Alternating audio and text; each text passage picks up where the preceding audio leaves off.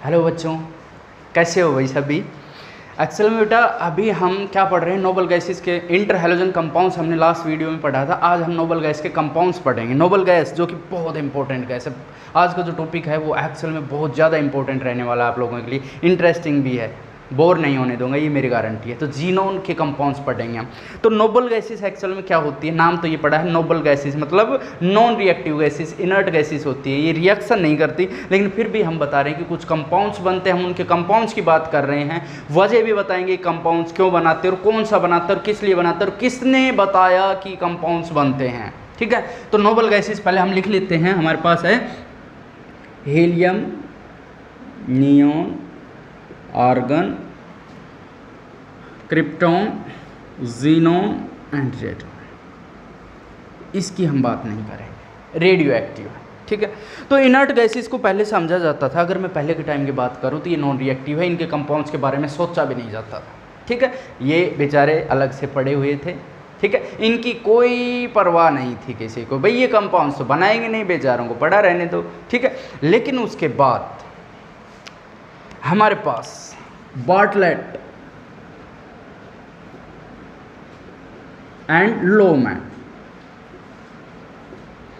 दो साइंटिस्ट हुए। इनको एक्चुअल में क्या तसल्ली नहीं थी, लगे रहते तो लगे क्या किया इन्होंने, जो हमारे पास O2 था उसकी ही ऑक्सीडेशन कर दी इन्होंने क्या किया, PTF6 एक बहुत स्ट्रॉन्ग ऑक्सीडाइजिंग एजेंट। आज के टाइम की अगर हम बात करें तो आज के टाइम में तो बहुत ज़्यादा ऑक्सीडाइजिंग एजेंट है, बहुत स्ट्रॉन्ग ऑक्सीडाइजिंग एजेंट से हम आसानी से कर सकते हैं किसी की ऑक्सीडेशन। लेकिन उस टाइम पे इसी को महाराजा समझा जाता था। जो ड्रोन था वो यही था, ऑक्सीडाइजिंग एजेंट स्ट्रॉन्ग था वो कौन था, यही था।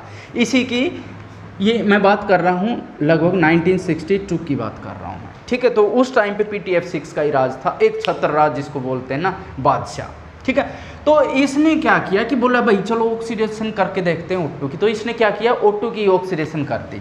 PTF6 के साथ एक प्रयास किया था, एक कोशिश की थी, और उन्होंने जो रिजल्ट पाया बहुत ही इंटरेस्टिंग था, PTF6 नेगेटिव। बड़ा मजा आया इसको ये चीज़ का।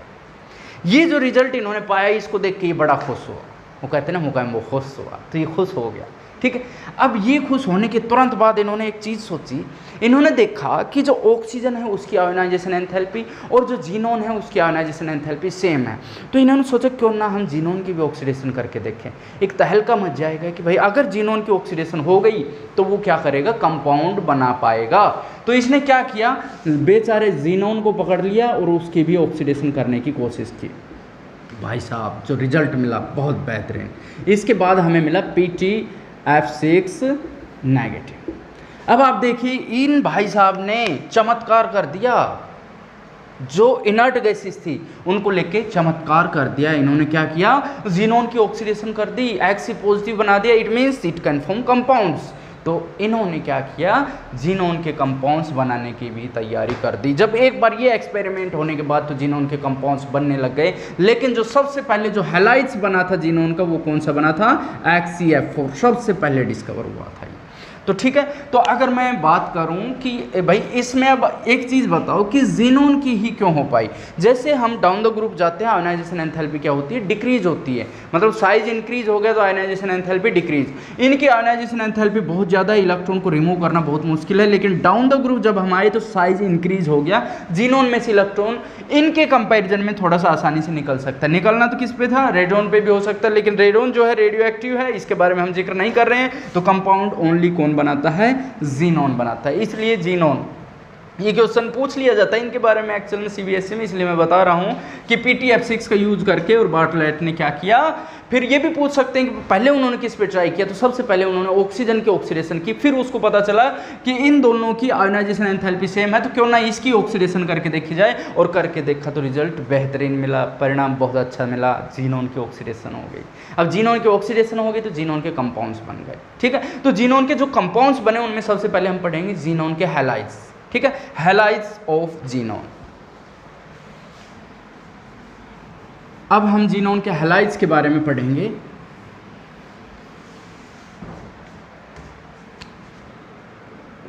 हैलाइड्स, तो हैलाइड्स हमारे पास है HCF2 है, HCF4 है एंड HCF6। ठीक है। तो हम इस चीज़ को देख सकते हैं, ये 3 हैलाइड्स बने थे, HCF2, HCF4 एंड HCF6। सबसे पहले HCF4 बना था, ठीक है।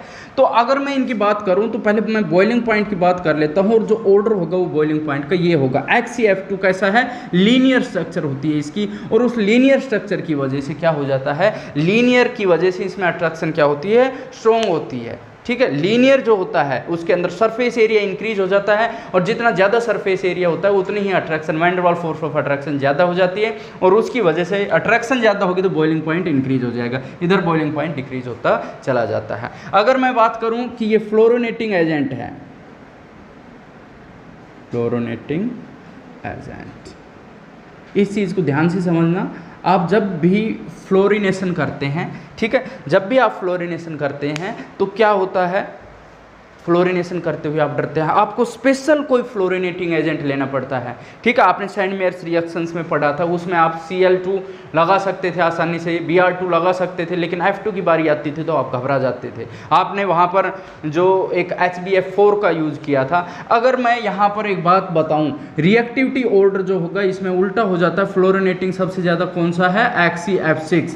जैसे HCF2 था हमारे पास, HCF4 था हमारे पास, और HCF6 था हमारे पास। हम इसको इस तरीके से फ्लोरिनेटिंग एजेंट कह सकते हैं। HCF6 बहुत ज़्यादा हाईली रिएक्टिव है। तो अगर मैं यहाँ पर ये बात कहूँ कि बेंजीन है और इसकी मैं HCF2 के साथ रिएक्शन करूँ तो हमारे पास क्या हो जाएगा, ये फ्लोरीन यहाँ पर लग जाएगा, तो हमारे पास फ्लोरिनेशन हो गया, यहाँ पर डायरेक्ट फ्लोरीन लग जाएगा, प्लस HCA प्लस क्या हो जाएगा, HF। यहाँ से एक H हटेगा, एक F, HF वहाँ पर चला जाएगा, तो हम इसको फ्लोरिनेटिंग एजेंट कह सकते हैं, ठीक है। तो ये फ्लोरिनेटिंग एजेंट है, सबसे ज़्यादा फ्लोरिनेशन ये करेगा, ये हाईली रिएक्टिव है, ठीक है। अब हम इनकी रिएक्शन पढ़ते हैं। रिएक्शन विद हाइड्रोजन बहुत आसान रिएक्शन है, reaction with hydrogen, reaction with hydrogen.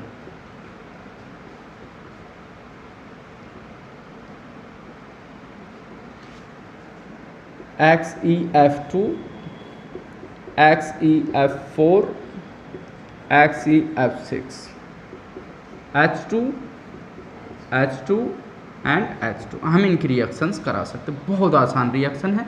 जितने मोल फ्लोरीन के उतने ही ले लो, 2 H2 है, एक H2 है, एक F2 है, ठीक है। तो Xe प्लस 2HF, ठीक है। अगर यहाँ पर 4 फ्लोरीन है तो 4 ही हाइड्रोजन ले लो, हमारे पास क्या हो गया, Xe प्लस 4HF। अब यहाँ पर हमारे पास 6 फ्लोरीन है, 3 मोल्स ले लो, 6 हो गए, Xe प्लस 6HF। बहुत आसान रिएक्शन है, ज़्यादा प्रॉब्लम क्रिएट नहीं करेगी। लेकिन अब मैं जो बताने जा रहा हूँ बहुत ज़्यादा इंपॉर्टेंट रिएक्शन है, रिएक्शन विद वाटर। हैलाइड्स की जो रिएक्शन होगी, रिएक्शन विद वाटर।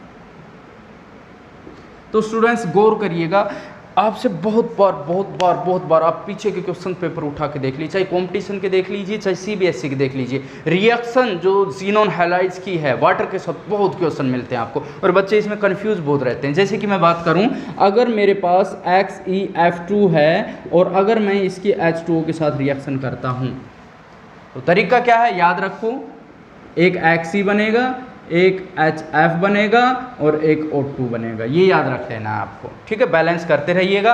अगर मैं कहूँ कि हमारे पास XeF4 है प्लस H2O मैं करूँ तो सेम प्रोडक्ट बनेगा, Xe plus HF plus O2, but there will be 1 extra molecule XeO3, ये एक्स्ट्रा बनेगा। और ये जो होता है ये बहुत एक्सप्लोजिव होता है, ठीक है। XeO3 एक्सप्लोजिव होता है, वॉलेंटली रिएक्ट करता है। अब अगर मैं आपकी बात करूं XeF6 के साथ और H2O की रिएक्शन कराऊं, बहुत डिफ़िकल्ट है, बहुत मुश्किल है, ठीक है। लेकिन इसको हम बहुत आसान तरीके से करेंगे। एक्चुअल में कई तरीके से पूछ ली जाती है कि XeF6 के साथ अगर 1 मोल वाटर की रिएक्शन कराई जाए, 2 मोल्स की कराई जाए या एक्सेस में कराई जाए, अलग अलग प्रोडक्ट बनते हैं। तो हम लेते हैं पहले 1 मोल ले लेते हैं XeF6 की, पहले 1 मोल ले लेते हैं H2O, क्या बनेगा, जितने मोल वाटर है, 2 हाइड्रोजन है तो 2 ही यहाँ से फ्लोरीन निकाल लो, ठीक है। क्या बचा, XeOF4 plus 2HF।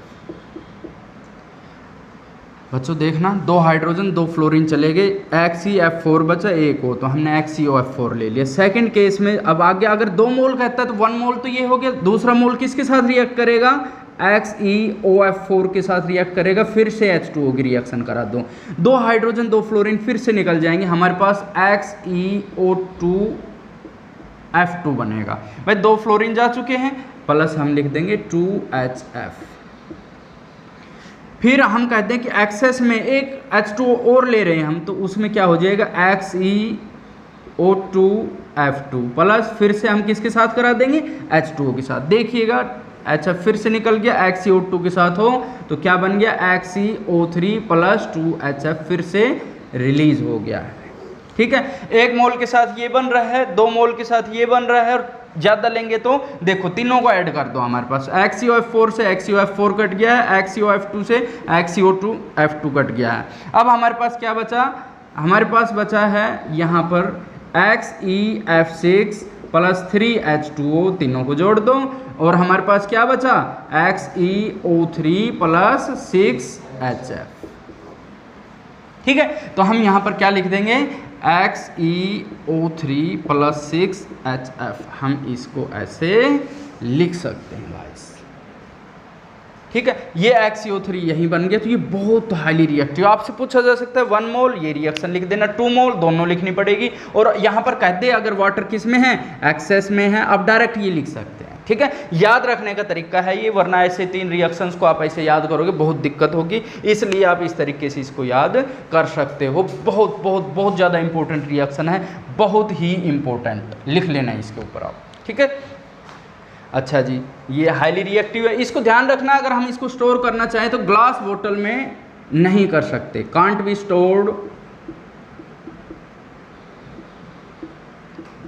Stored in glass bottles.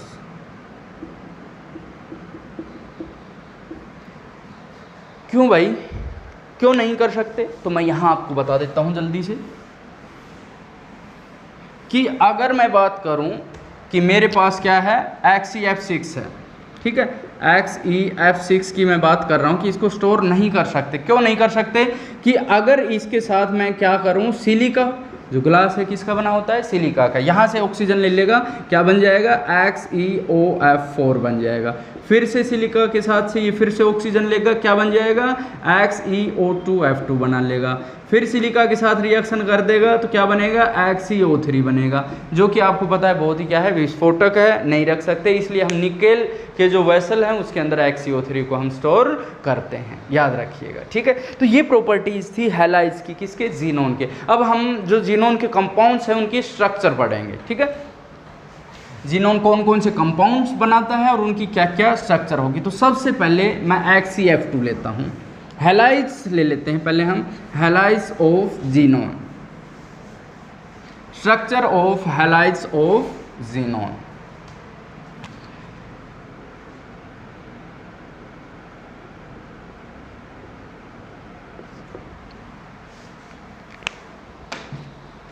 Structure लेते हैं, जैसे मैं बात करूं, सबसे पहले मैं बात करूंगा XeF2 की।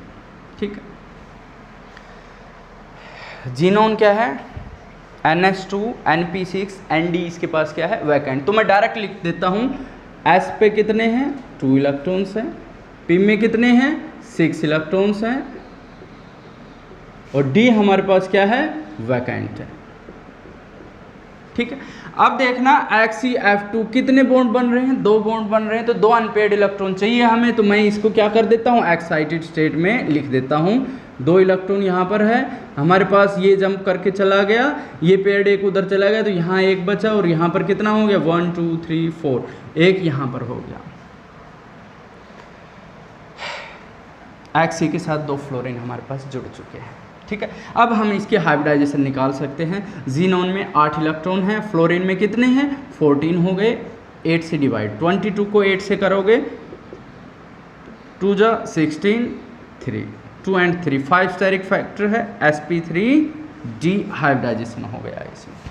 2 बॉन्ड पेयर 3 लोन पेयर। अब sp3d ये हमारे पास हाइब्रिडाइजेशन हो गई, तो sp3 हाइब्रिड ऑर्बिटल कितने बने, 3 1 4 और 1 5, 1 2 3 4, ठीक है। तो हम इसको ऐसे बना सकते हैं, क्या है, पहले में 2 इलेक्ट्रॉन है, दूसरे में 2 इलेक्ट्रॉन, तीसरे में और फिर एक इलेक्ट्रॉन। तो आप देखिएगा एक फ्लोरीन हमारे पास यहाँ जुड़ गया है, एक फ्लोरीन हमारे पास यहाँ जुड़ गया। क्यों, फ्लोरीन के पास वैलेंस सेल में अगर ऑर्बिटल की बात करूँ लास्ट में 1 होता है तो एक फ्लोरीन यहाँ दे देगा, दूसरा जो फ्लोरीन है उसकी मैं बात करूँ तो दूसरा यहाँ से चला जाएगा, ठीक है। तो क्या बन गया, XeF2 ट्राइगोनल बाइपिरामिडल। आप देखिएगा जीनोन है हमारे पास 1 2 3 4 5, ठीक है, इस तरह की होती है ट्राइगोनल बाइपिरामिडल। अब लोन पेयर कितने हैं, 3। हमने आपको पहले बताया था, वही चीज़ आ गई जो हमने पीछे डिस्कशन की थी। लोन पेयर कहाँ आएंगे, इक्वेटोरियल पोजीशन पे। यहाँ पर लोन पेयर हमारे पास ऑलरेडी आ चुके हैं, तो यहाँ पर हमारे पास फ्लोरीन बच गया, यहाँ पर हमारे पास फ्लोरीन बच गया है। अब बेटा आप इसको देख सकते हैं इस तरह की। अगर आप इसको ट्राइगोनल बाइपिरामिडल कहेंगे, फिर से मिस्टेक कर बैठेंगे, ज्योमेट्री ट्राइगोनल बाइपिरामिडल है, लेकिन अगर हम शेप की बात करें तो कैसा है, ये लीनियर होगा। तो XeF2 जो होता है वो कैसा होता है, लीनियर शेप होती है इसकी, इस बात का आपको ध्यान रखना है। नेक्स्ट पे चलते हैं, XeF4।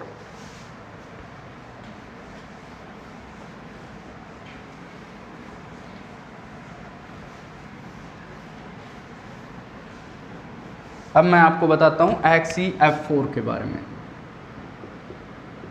वही जीनोन NH2 5, ठीक है, और D क्या है, वैकेंट 6 होता है, ठीक है। अब 4 बॉन्ड बने हैं, अनपेड कितने चाहिए, 4 चाहिए। एक ये जंप करके चला गया हमारे पास। प्रैक्टिस इतनी हो जानी चाहिए कि आपको इसमें कोई दिक्कत ना हो। एक इसमें है और एक हमारे पास गया, 2 अनपेड हुए, हमें तो कितने चाहिए, 4 चाहिए। तो अब हम क्या करेंगे, यहाँ पर एक यहाँ से भेज देंगे, 1 2 1 1 1 2, आसानी से आप देख सकते हो 4 अनपेड इलेक्ट्रॉन है, 4 ही हमें चाहिए थे, ठीक है। हाइब्रिडाइजेशन कैलकुलेट करो जल्दी से, 8 + 28/8 36/8 कितना आ गया, 4। 8 4 जो 32, 4 बच गए, उसको 2 से डिवाइड करोगे, 4 + 2 आ गया। 4 बॉन्ड पेयर हैं, 2 लोन पेयर हैं। 6 आया स्टेरिक फैक्टर sp3d2, 3 2 5 और 1 6 आ रहे हैं हमारे पास। sp3d2 इसको हम ऐसे लिख देंगे, तो sp3d2 आप देखिएगा 1 2 3 4 कितने हैं, 1 3, ये 6 हो गए हमारे पास।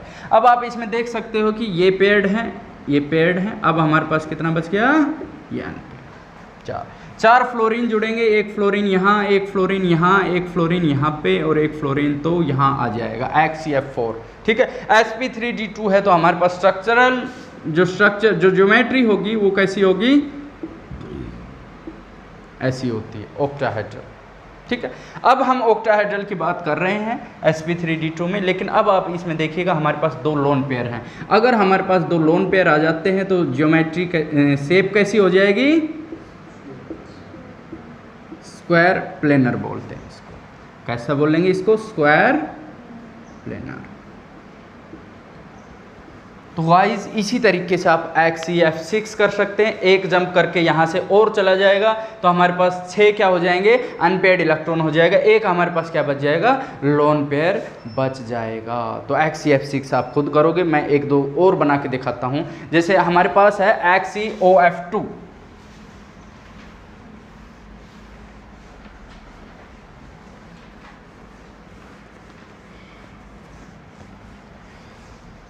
हम बात करते हैं XeOF2, बहुत ही शानदार जानदार इसकी स्ट्रक्चर बनेगी आपको, बहुत शानदार। कैसे, जीनोन है NH2, NP हमारे पास क्या है 6, 2 2 and 2, और ये बेचारा D 1 2 3 4 खाली पड़ा रहता है लेकिन काम आता है। ये इलेक्ट्रॉन जंप करेगा, हमारे पास कितने बॉन्ड हैं, मैं वैसे ही बना देता हूँ, X डबल बॉन्ड F मैं वैसे ही लगा देता हूँ अपने, ठीक है। तो आप इसमें क्या देखते हो, 1 2 3 4 बॉन्ड्स बने हैं, तो हमें 4 अनपेयर्ड इलेक्ट्रॉन्स चाहिए, ठीक है। 2 यहाँ पे हो गया, 1 2 1 2 1 2 1 एंड 1 इधर हो जाएगा, ठीक है। अब हमें तो 2 ही मिले, हमें चाहिए कितने, 4 चाहिए। तो हम एक को और क्या करेंगे, दूर भेजेंगे एनर्जी देख के, और यहाँ से भेज देंगे, भाई साहब आप यहाँ जाइए, यहाँ से आपके जाए बिना हमारी बात नहीं बनेगी। बात बनाने के लिए हमें इसको भेजना पड़ेगा, ठीक है। जैसे कि कई बार क्या बात बनती है, बहुत पुरानी बात है, चलो उसका जिक्र नहीं करेंगे हम, यहीं पहले जिक्र कर लो, टाइम बहुत लग गया है इसमें। 4 अनपेयर्ड इलेक्ट्रॉन है हमारे पास, ठीक है। इसके हाइब्रिडाइजेशन बताइए, जीनोन में कितने हैं, 8 हैं, ऑक्सीजन में कितने हैं, 6 हैं, फ्लोरीन में 14, 7 2 14, और हमारे पास 8 से डिवाइड कर देंगे, 28 हो गया ये, 8 से डिवाइड कर दो, 8 3 से 24, 3 + 2 आ जाएगा इसमें। फिर से हमारे पास हाइब्रिडाइजेशन आ रही है sp3d, जानबूझ के नहीं कर रहा हूँ, आ ही रहा है, मैं कुछ नहीं कर सकता इसमें, ईमानदारी से बता रहा हूँ, मैंने कुछ नहीं सोचा है कि बार बार मुझे यही हाइब्रिडाइजेशन लानी पड़ रही है। इसकी स्ट्रक्चर, इसकी जो ज्योमेट्री होती है ट्रायगोनल बाइपिरामिडल होती है, ठीक है। तो अब आप देखिए sp3d 3 2 5 है, 1 2 3 4 5 हमारे पास ये हो गया है, ठीक है। तो अब इसमें देखिए बहुत ही शानदार कहानी बनेगी इसके अंदर, आप देखिएगा, आपने ये चीज़ें पढ़ रखी हैं, अगर आप गौर करेंगे तो।